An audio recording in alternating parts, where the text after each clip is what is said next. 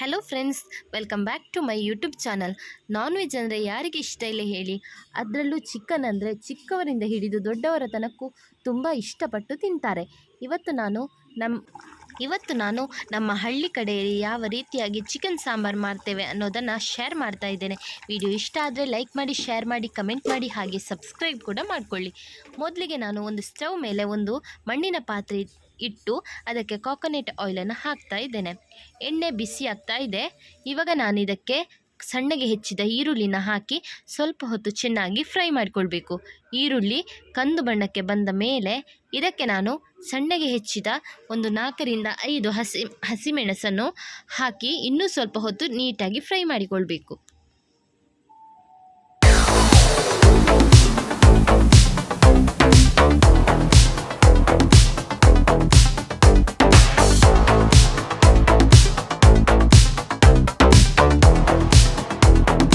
Next ನಾನು ಇದಕ್ಕೆ ಒಂದು ದೊಡ್ಡ ಗಾತ್ರದ ಟೊಮೆಟೊವನ್ನು ಸಣ್ಣಗೆ ಹೆಚ್ಚಿ ಹಾಕಿಕೊಳ್ತಾ ಇದ್ದೇನೆ.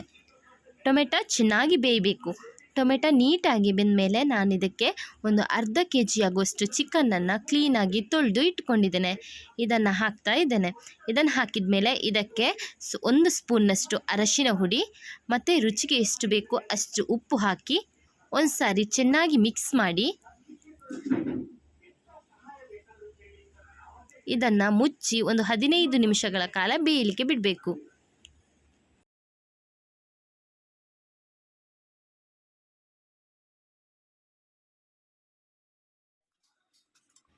ನೆಕ್ಸ್ಟ್ ನಾನು ಮಸಾಲ ರುಬ್ಬಿಕೊಳ್ತೇನೆ. ಒಂದು ಮಿಕ್ಸಿ ಜಾರಿಗೆ ಒಂದು 10 ಮೆಣಸನ್ನು ಹಾಕಿ ಅದ್ರ ಜೊತೆಗೆ ಒಂದು 10 ಖಾರದ ಮೆಣಸನ್ನು ಕೂಡ ಹಾಕಿಕೊಳ್ಬೇಕು. ನೆಕ್ಸ್ಟ್ ನಾನು ಇದಕ್ಕೆ ಸ್ವಲ್ಪ ಕೊತ್ತಂಬರಿ ಹುಡಿ,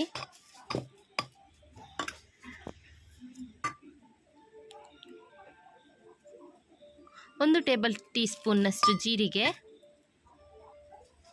ಒಂದು 5 ರಿಂದ 6 ಮೆಂತ್ಯ ಕಾಳನ್ನು ಹಾಕಿ, ಜೊತೆಗೆ ಒಂದು ದೊಡ್ಡ ಗಾತ್ರದ ಹುಣಸೆ ಹುಳಿ, ಒಂದು 5 ರಿಂದ 6 ಎಸಳು ಬೆಳ್ಳುಳ್ಳಿ,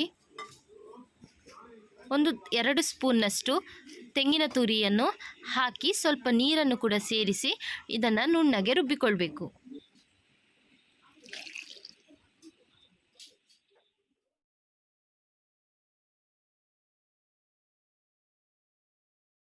ನೋಡಿ, ಇವಾಗ ಮಸಾಲ ರೆಡಿ ಆಗಿದೆ.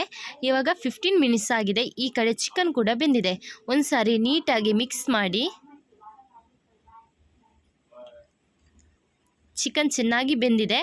ಇವಾಗ ಇದಕ್ಕೆ ನಾನು ಆವಾಗಲೇ ರೆಡಿ ಮಾಡಿ ಇಟ್ಕೊಂಡಿರುವ ಮಸಾಲ ಪೇಸ್ಟನ್ನು ಹಾಕಿ ಚೆನ್ನಾಗಿ ಮಿಕ್ಸ್ ಮಾಡಿಕೊಳ್ಬೇಕು.